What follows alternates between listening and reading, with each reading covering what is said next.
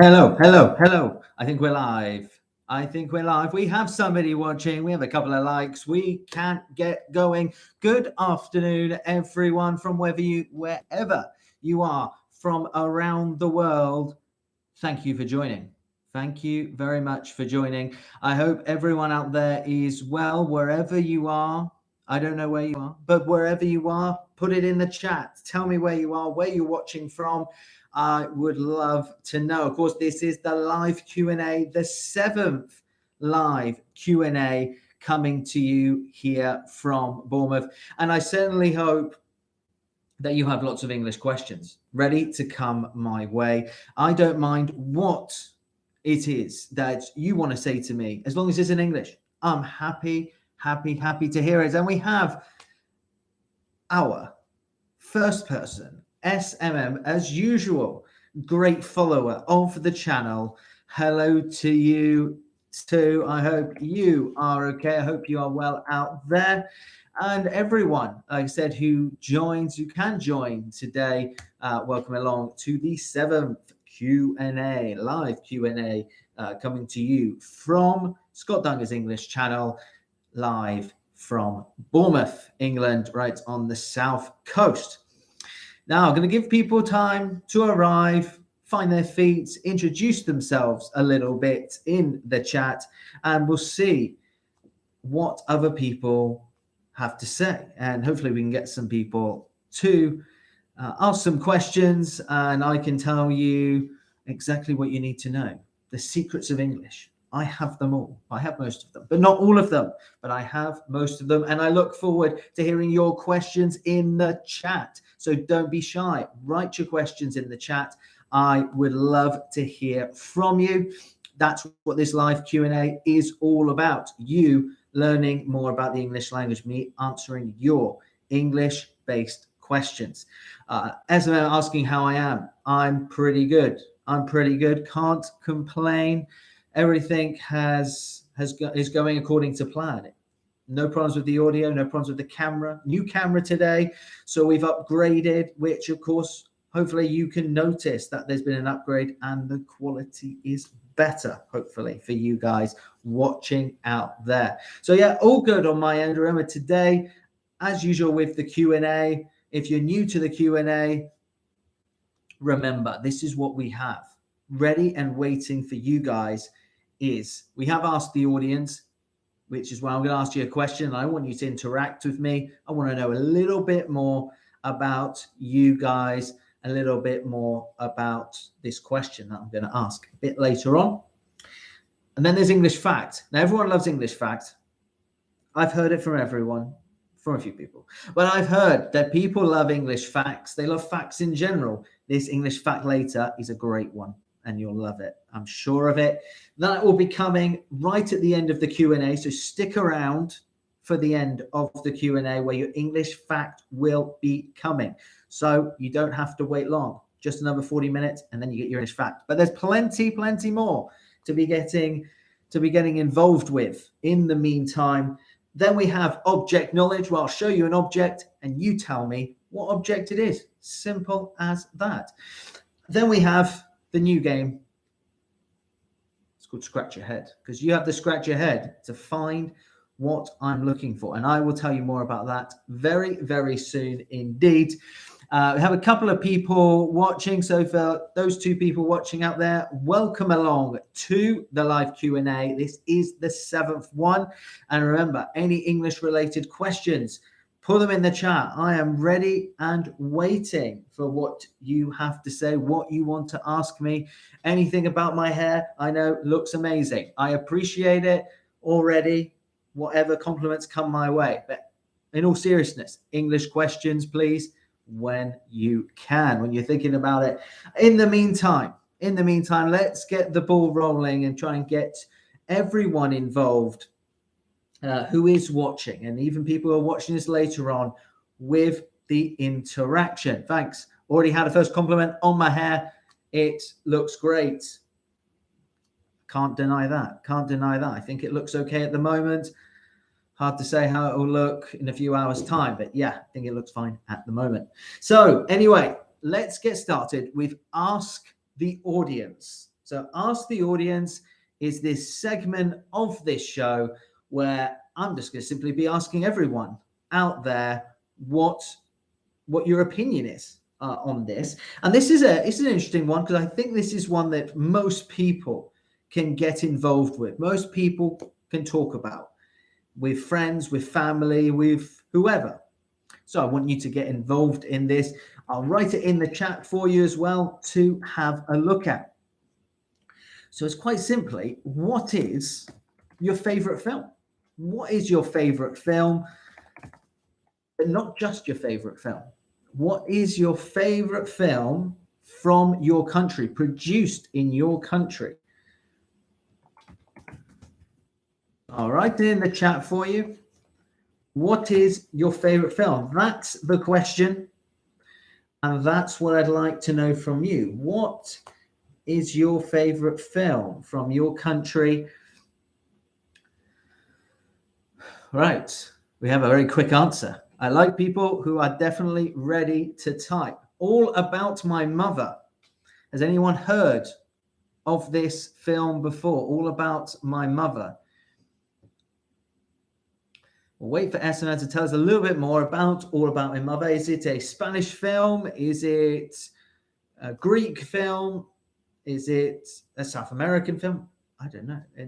It's Almodovar, Spain. Yes, that tells me everything that I need to know. Pedro Almodovar, famous Spanish director, can be a little bit controversial politically, depending on which side of the fence you sit on. And it is actually a film that I have seen. I saw this film a couple of months ago, and I have to say I really enjoyed it. I don't have a great Spanish level, but I did really enjoy this film. A great story, and it's one I do recommend watching. Probably not my favorite. We will get to my favorite soon enough. I can't tell you when that will be, but I can say that soon enough I will tell you my favorite film. But it's not actually from the UK. So if I was to pick one from the UK, that's a little bit tricky, because that's not actually one. I don't actually know many good ones really in the UK. Maybe James Bond, I suppose, but James Bond is not really one that I follow. But if I was to give you my favorite, then I don't think I can look any further. And if you're looking for material for tonight, if you're looking for material to watch a film this evening, make sure you have some hours to spare, because this film is a long one, and it is called The Shawshank Redemption. A classic film. And it came out the same year as Forrest Gump. I can't tell you which year that is, but I can tell you it definitely was the same year. And Shawshank Redemption is a classic. It's an absolute classic with Tim Robbins and Morgan Freeman. They put in absolutely incredible performances. And if you ever have the time to watch it, maybe this evening. That's not from England, says SMM. Well, I know it's from the United States. That's true. It's from the United States, but I'm picking it. I'm picking it because it's an incredible film. It's about 3 hours long, but it is worth every second of your time. I assure you. If you are disappointed, come back to me and say, Scott, I'm disappointed with this film. You know nothing about cinema. Then I will accept what you say. And then I'll say, do you know what? That's your opinion. But in my opinion, it's an absolutely outstanding film. And as I said, well worth your time. Maybe that will be your pick for this evening. Acting superb, story phenomenal. There's not really much more I can say about it other than it's a must watch if you haven't already watched it. Like I said, my favorite film. No question. If you're asking me my favorite film from England, I'd have to say Love Actually. Love Actually. It's all about. Sorry, I can't. It's just not. It's not my favorite film. I can't say it. It's my brother's favorite film. He is obsessed with it. He knows every word. every piece of dialogue. And no, I can't. I just absolutely can't say any more about that film, because it's not a bad one. It's just not one I would watch. I would watch again. But if I was to pick an English film, I don't know. I think it's a tricky one. I'm not sure if there's any English film that would particularly stand out to me. No, I don't think I can. I don't think I can actually choose one from the UK itself. I'm just trying to think if there's any. No, I wouldn't say a favorite film. A lot of the films that I watch tend to be from the US. Yes, SMM, you did put me on the spot, and I did anticipate that someone might ask me my favorite British English film, and I actually don't have one. My favorite is an American English film. What is your favorite film from your country? Is it from Spain? Are you from South America? Are you from Germany, from France, wherever you're from? Maybe from England. What is your favorite film? Write in the chat. So mine is Shawshank Redemption. Look it up. It is an outstanding film if you have time to watch it. Like I said, that's my favorite. King's Speech. SNM, it says the King's Speech is really good. I can't argue with that, actually. Did say there aren't many of my favorites, but the King's Speech is a superb film. Really enjoyed that one when I watched it. Another one that if you haven't seen it, that's definitely one I recommend, especially if you're looking to improve your English listening, your vocabulary, or even your spelling if you're watching with the subtitles. Great film. And then we have The Father as well, also recommended. So The Father, I think I watched this one the other day, and I was pleasantly surprised by this one. And as he's confirmed, he thinks it's English. It definitely is English. Set in London, this particular film, with Anthony Hopkins, an absolutely incredible actor. I have a lot of time to see him act, and yeah, I think that would probably be the one that I would pick, maybe as my current favorite film. Would be Anthony Hopkins in The Father, one I just recently watched. But if I'm looking for my all-time favorite film, then I'd have to choose Shawshank Redemption. The Green Mile, a close second. SMM, as I can see that you're very active on the chat, as usual. What is your favorite film of all time? Forget Spanish films. What is your favorite film of all time? Which one is it? Is it Up? Is it Encanto? Is it Luca? Which one is it? Write it in the chat. Oh, Ezra says it's easy. For some people, it is easy. Right. The Godfather. Who agrees that The Godfather is an absolutely fantastic film? I don't have any arguments with that. And that is SMM's favorite film, is The Godfather. It's a film that I have seen on multiple occasions. I don't know the dialogue particularly well, unlike my brother who watches a lot of Love Actually. But The Godfather is certainly a film that I thoroughly enjoyed and is a masterpiece. Is a masterpiece to behold, and rightfully won many, many Oscars. Anyone else that has any other favorite films, write in the chat there, because it's giving you some great ideas over the weekend. If you're not working over the weekend, to sit down in front of the television and watch some great films, some great cinema.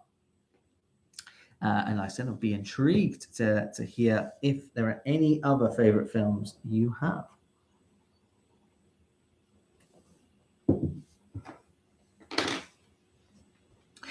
Right. So if we don't have any other favorite films to mention, then, like I said, there are a couple of suggestions there. So Shawshank Redemption, All About My Mother, and we have The King's Speech, The Father. So some excellent films there, all very highly recommended. Don't forget The Godfather.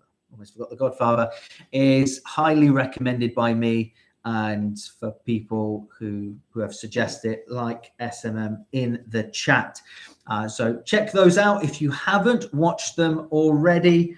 And if you are late coming to the Q&A, welcome along. And remember, any English-based questions, write in the chat, and I am ready to answer them to the best of my ability.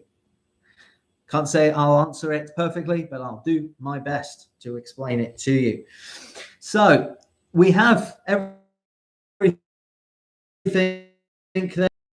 Lots of Academy Awards, Oscars won with these films. Right, so let's move on to what I like to call object knowledge. Object knowledge. So in object knowledge, it's quite simple. I'm going to show you an object, and then you have to show me your knowledge. I think that's fair. Hopefully you think that's fair as well. So I'm going to show you this object, and I'd like you to tell me what the object is. There you go. Simple as that. Simple rules. Hopefully it's a simple answer. So what are these? They are used to cut. You put your finger and your thumb in there and you use them like this. But what is it? What is it? Do you have them at home? Do you use them at home? What are these? First person in the chat is the winner. If they can tell me what these are, I'll give you a shout out. If you tell me what these are, use these to cut. Don't run with them. That's a key rule with these. Don't run with these. But you can use we use these to cut. Right, SMM, as usual, very, very quick in the chat. Don't be shy, people. Get involved in the chat if you can. Scissors is what they are called. Pronunciation a little bit tricky of this one. Scissors. Scissors. So lots of S sounds there. Scissors. Do you have any scissors in your home? How often do you use your scissors on a day-to-day basis? Not normally something that I tend to use that much. There in the chat for you is also the pronunciation of this word, scissors. Scissors. So that is our object knowledge for today. In every Q&A, I'm going to show you an object, and all you have to simply do, write in the chat. Tell me what they are, and I will give you a shout out. So SMM, congratulations. You are absolutely right. They are scissors. And yeah, and SMM has also said here that they are used for cooking. You can also use them for cooking. To cut food, we have as well. So many different uses. Don't run with scissors like this. Don't run with scissors, period. But make sure always have them in that position if you are carrying them. So those are scissors. And next time you will have to find out what our object is, and you show me your knowledge.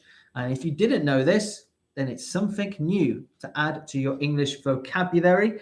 And that is what this Q&A is all about. You learning more English, you learning more about your English level. And that's why I want you to get involved. That's why I have these concepts, these segments in place for you to get involved and to learn something new from me, or simply to use your English. And that is exactly what I want to hear. So that leads us to what I consider to be actually, I would say it's the fun. It's probably the most fun part of the Q&A. Of course, one of the most fun parts of the Q&A is the question and answers. But as we don't have any questions for today, we're going to go straight to scratch your head, because it's time to scratch your head to think about what you need to do with your English. I want you to show me the English that you have. Now, how I want you to do that is I'm going to give you some very simple, easy rules. So those easy rules are really simple because, of course, they're easy. Is that I want you simply to write 5 words. In this case, type 5 words. You've got to write them down first on a piece of paper, then get your piece of paper out, get your pen out, write down 5 words, but not just any 5 words. 5 words beginning with T-I. Okay, 5 words beginning with T-I.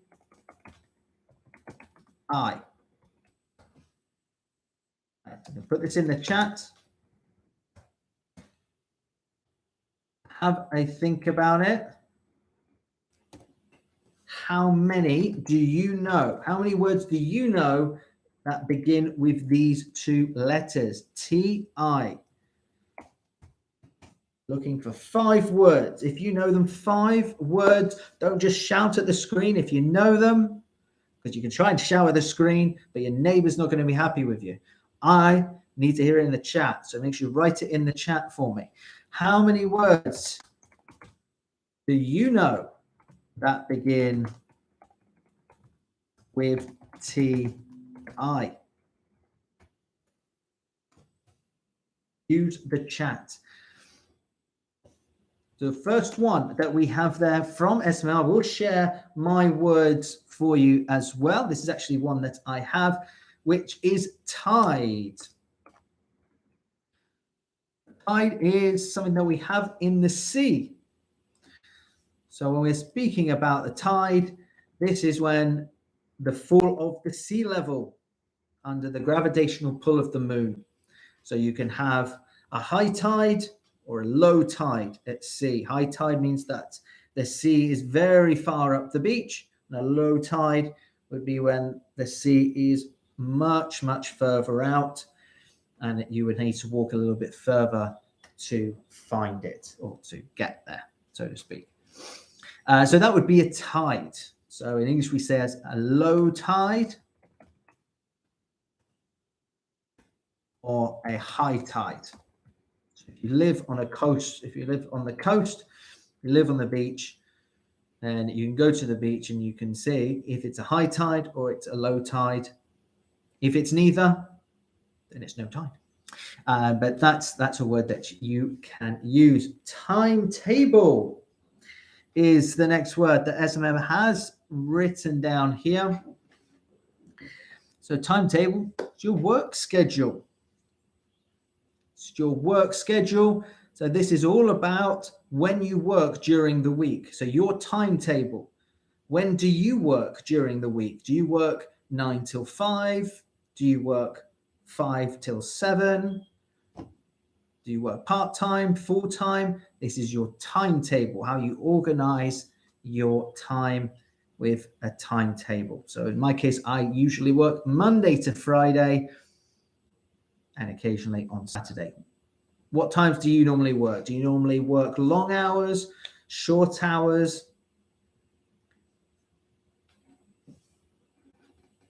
Okay, well, it's interesting. We have a question here about timetable, which is timetable more American and schedule more English?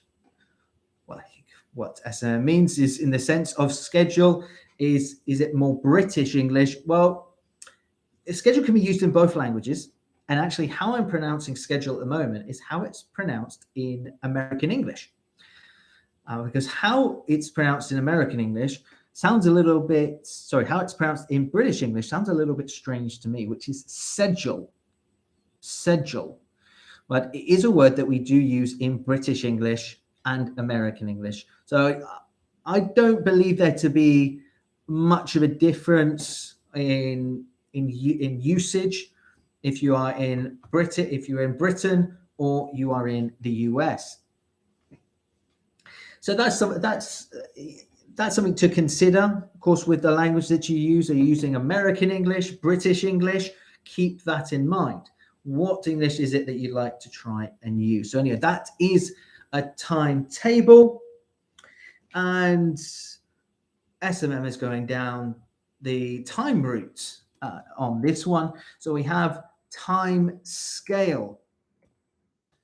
So time scale is when we are speaking about when something is being done. So the time scale of you completing your homework or you completing a task, that is how long is that going to take you? That is a time scale. So you could say, oh, my homework takes me 1 hour. That's the time scale of your homework.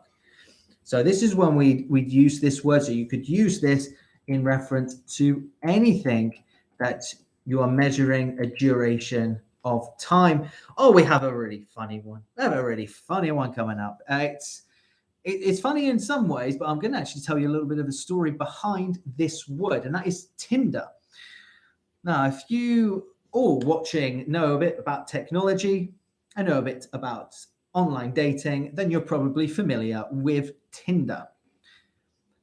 But there's a reason it's called Tinder. Tinder, of course, is an application that matches people together, if you didn't know. But Tinder is what you use to ignite a flame. So that could be 2 pieces of wood, or that could be a flint and a piece of wood, or anything that you use to try and make a spark, to make a fire. And that is the idea behind the name of Tinder, as far as I know, is for people to match together and for there to be a spark, for there to be a flame between these 2 people that match.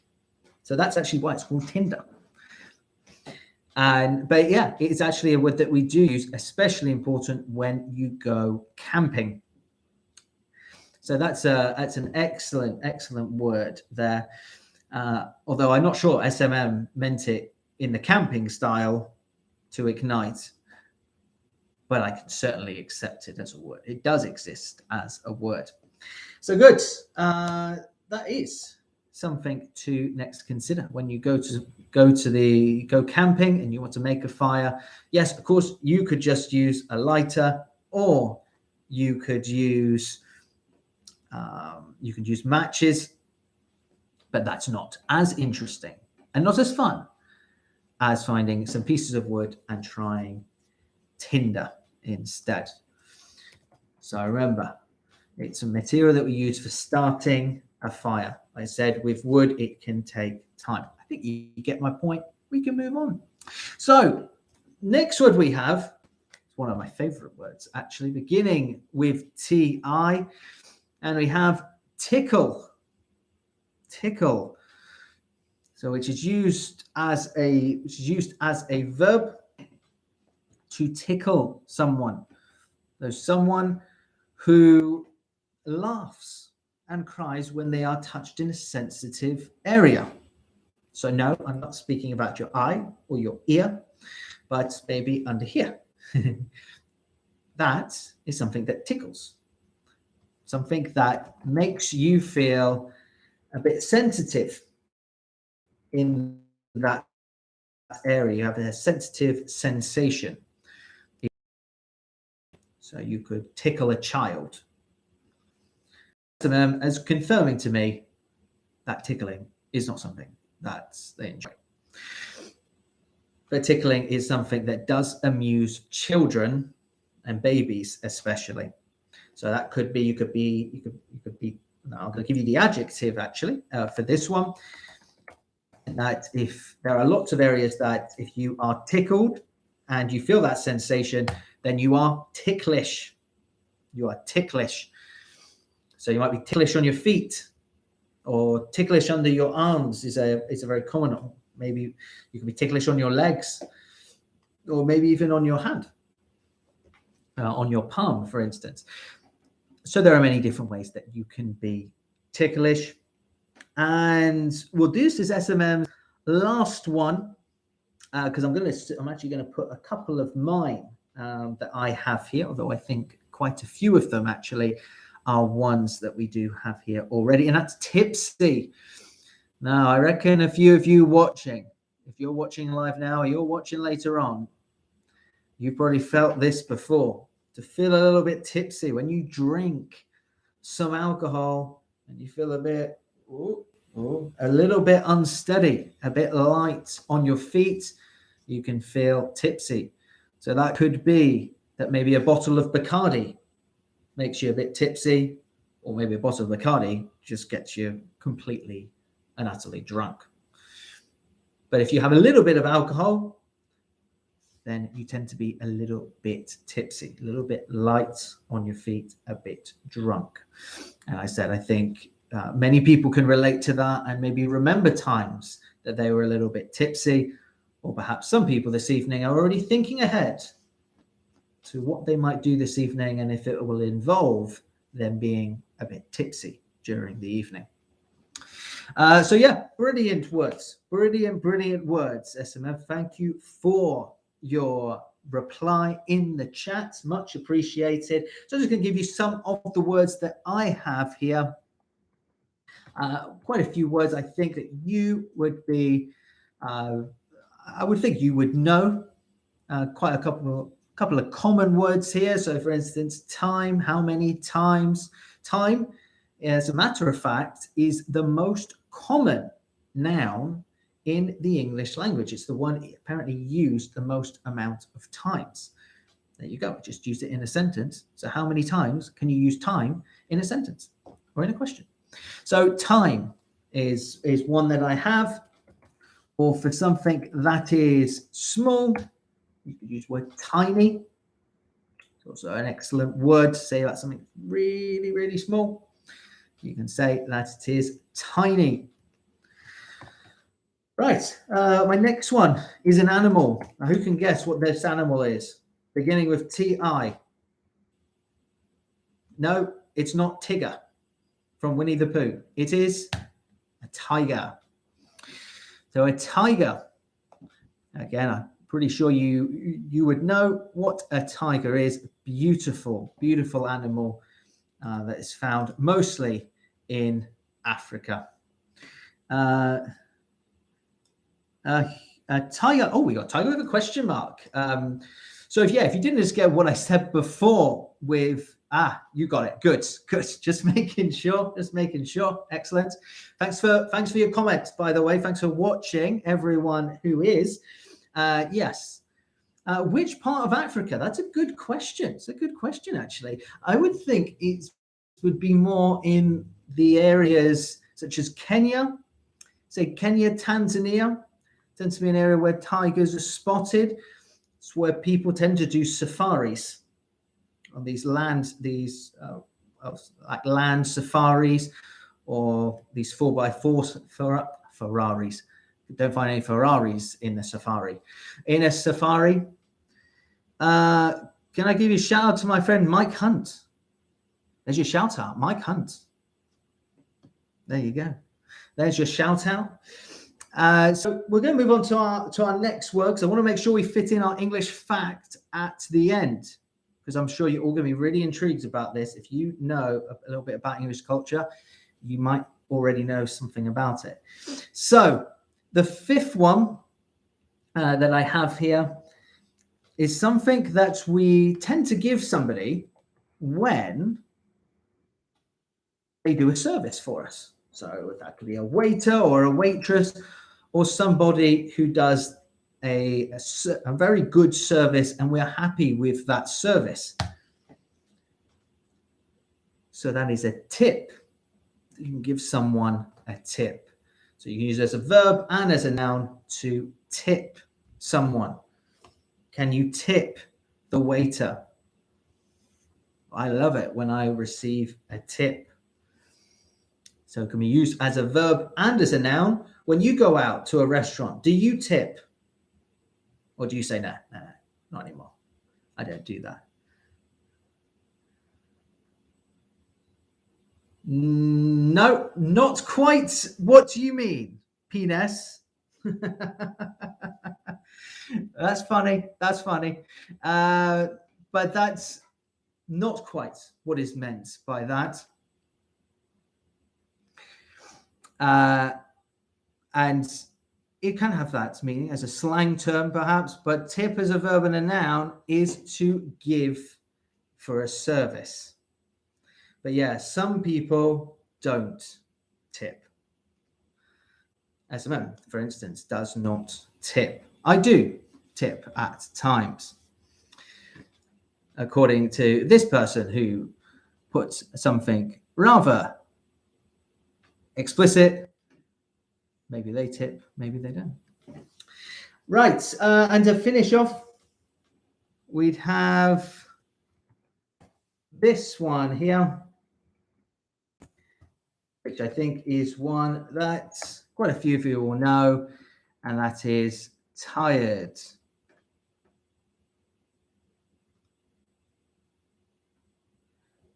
So tired, what do you think this one? Is this one that you feel quite often, that you feel tired? So this is quite a common word that you probably find people using quite often in English conversations, especially if they've had a hard, difficult week. They would have this all the time. So yeah, I can certainly say that at the end of most weeks, I feel tired. So thanks for taking part in this, even the people that are looking to make other people laugh. Maybe not just me, but other people watching. Thank you for your comments, even if they are not particularly relevant. I appreciate your comment anyway. So thanks for taking part, whoever you are. And we're going to move to, that's right, it's time for the very last part, very last segment for today. Sorry to disappoint you, but yeah, we are going to be coming to an end very, very soon. And in all honesty, I'm disappointed, but we have to make sure that we finish with an English fact. So this English fact that I'm going to give you is maybe one that you already know. It could be one that maybe it will take you a bit by surprise, but we'll soon find out which one it is. So as you probably know, what do you know about Britain? What do you know about Britain? What is very famous here in Britain? And that, of course, is the royal family. So the royal family, of course, you have Queen, you have Prince Charles, you have Prince William, have Carmela. We won't get into who you like and who you dislike in the royal family. That's not for this part. That's not for this Q&A. If you want to talk about the royals to somebody else, please do, but that's not this time. So no, it's not the Jeremy Kyle show, although that is funny. It's not the Jeremy Kyle show, but I like your thinking. Not something that's too famous necessarily enough in maybe in this country, but it is something that people do laugh at least. So anyway, the royal family, we have the Queen, we have Prince Charles, we have Prince William, and we're not going to talk about Harry because again, that's not something that we are going to go into. So anyway, you might wonder, when the Queen addresses the public, why does the Queen always wear bright clothes? If she wears lilac, if she wears lots of different colored clothes, and you think, why does she always wear these outfits? Why does she always wear these clothes? Now, you might already know this, SMM rightly, and Meghan, not going to ignore Meghan, but we're not going to have a royal family debate now. Not because of time, but because simply I don't want to turn this into I like Meghan, I don't like Meghan too much. So to attract mosquitoes, it's not to attract mosquitoes. God forbid that the Queen gets bitten by a mosquito. That would be a bit of a disaster. So let me finish this. So this is your fact for today. Apparently, the reason why the Queen wears bright clothes is that when she makes a public appearance, people can see her. She can stand out. So you don't just look if she's wearing black and go, okay, can't see the Queen. Now, where's the Queen? Come all this way and the Queen's not here. The Queen's there. But she wouldn't be wearing black. She'd be wearing very, very light colors. So have a look at the public ceremonies where the Queen is there, and you'll find that she wears a lot of public colors, a lot of bright colors for the public to see her. So that's it's maybe an interesting fact to you. You might think, well, that's a pretty obvious one, but it's still a fact. So that's one for you to at least remember. Right, before we finish off, because of course we are running a little bit short of time. Thank you so much for everyone who's commented. Like I said, if it's relevant or irrelevant, it's still a comment. So thank you very much for taking part in the live Q&A. There will be another one sometime next month. Won't confirm the date as of yet to you, but there will be a Q&A later this month. Later next month. So sometime in the middle of April, but I'll confirm that later down the line for you. Thank you for coming to the Q&A. Didn't actually have any questions. Didn't actually have to answer any questions about the English language. Some people asked some questions that were not really English related. So I'm not going to get to those. So we'll just end it there. Thank you very much for people who have joined me for today, Esmond and a couple of others as well. We will see you. I will see you, and I hope that you enjoyed what we talked about today on the live Q&A. Hope you can get some great questions in next time, and I'll see you very, very, very soon on the live Q&A number 7. Adios. Ciao. See you later.